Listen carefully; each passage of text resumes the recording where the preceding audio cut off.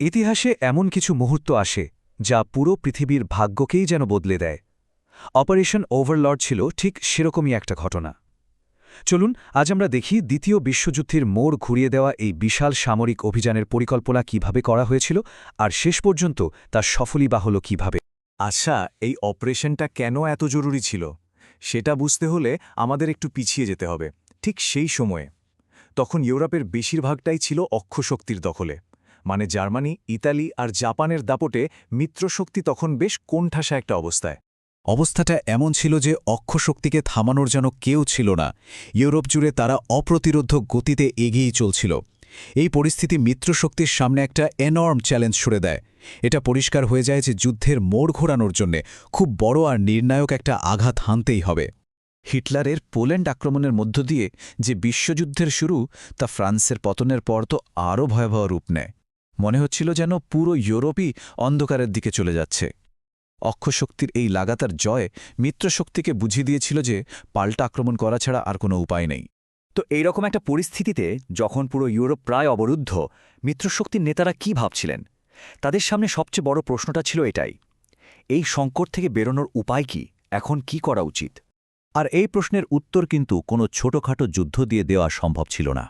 এর জবাবটা ছিল ইতিহাসের সবচেয়ে বড়, সবচেয়ে জটিল আর সবচেয়ে সুসংগঠিত একটা সামরিক অভিযান, যার কোডনেম ছিল অপারেশন ওভারলোড। তো এই অপারেশন ওভারলর্ড জিনিসটা আসলে কি? সহজ কথায় এটা ছিল একটা কোড নেম। জার্মানির দখলে থাকা ফ্রান্সকে মুক্ত করার জন্য নরমান্ডিতে যে বিশাল আক্রমণের পরিকল্পনা করা হয়েছিল, তারই সাংকেতিক নাম ছিল এটা। লক্ষ্য ছিল ইউরোপের মাটিতে শক্ত একটা ঘাঁটি তৈরি করা। ভাবুন তো একবার, এত বড় একটা প্ল্যান, এটা তো আর একদিনে টেবিলে বসে তৈরি হয়নি, তাই না? এর পেছনে ছিল মাসের পর মাস ধরে চলা আলোচনা, বিতর্ক। তেহরান সম্মেলনের মতো বড় বড় বৈঠকে শীর্ষ নেতারা একসাথে বসে এই জটিল পরিকল্পনার ছক কষেছিলেন। আসলে অপারেশন ওভারলর্ডের সাফল্যের পেছনে শুধু লক্ষ লক্ষ সৈন্যই ছিল না, এর আসল শক্তি ছিল দুটো জিনিসে। এক, নিখুঁত একটা কমান্ড সিস্টেম, আর দুই, শত্রুকে ধোঁকা দেওয়ার জন্য এক অবিশ্বাস্য প্রতারণার জাল। এই অভিযানের মূল ভিত্তি ছিল একটা সুসংগঠিত কমান্ড সিস্টেম, মানে একেবারে শীর্ষে একজন সর্বোচ্চ কমান্ডার থাকবেন, আর তার নির্দেশ অনুযায়ী লক্ষ লক্ষ সৈন্য একটা দলের মতো কাজ করবে। না হলে এত বড় একটা অভিযান চালানো প্রায় অসম্ভব ছিল। তবে আসল আক্রমণ শুরুর আগেও কিন্তু অনেক কাজ বাকি ছিল। ওভারলর্ডকে সফল করার জন্য জমি তৈরি করতে হয়েছিল, আর সেই কাজটাই করেছিল অপারেশন পয়েন্ট ব্ল্যাঙ্ক। এর মূল লক্ষ্যই ছিল জার্মানির বিমান বাহিনী আর কলকারখানাগুলোতে বোমা ফেলে ওদের শক্তি একদম দুর্বল করে দেওয়া। আর সবচেয়ে অবিশ্বাস্য ব্যাপারটা হলো অপারেশন বডিগার্ড।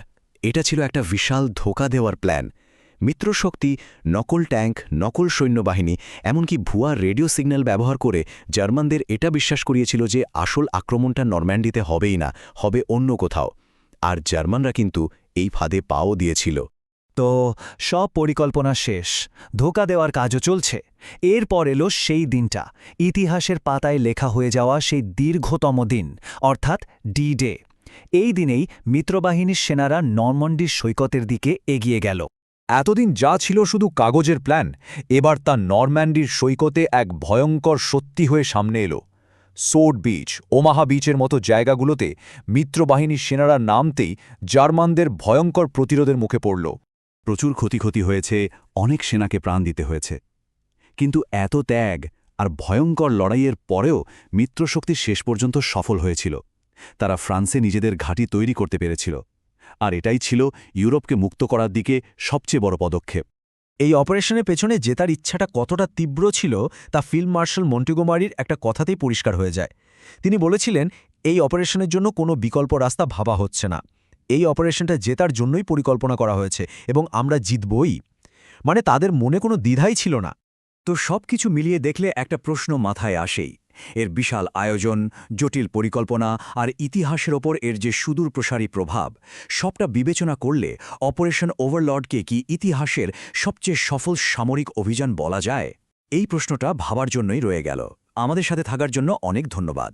ভবিষ্যতে এই ধরনের আরও ঐতিহাসিক ও শিক্ষামূলক ভিডিও মিস করতে না চাইলে এখনই ভিডিওটি লাইক করুন এবং সাবস্ক্রাইব করে বেল আইকনটি বাজিয়ে দিন।